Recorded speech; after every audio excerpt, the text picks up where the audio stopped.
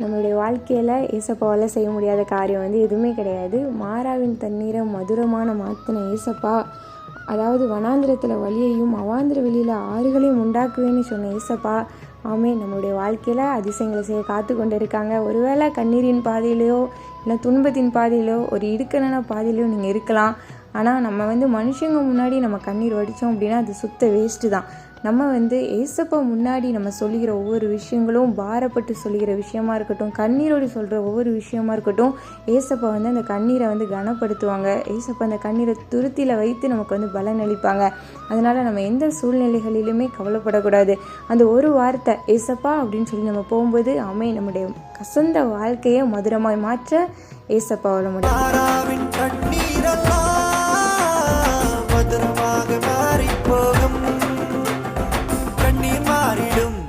துக்கம் மாறிடும், கண்ணீர் மாறிடும், துக்கம் மாறிடும்.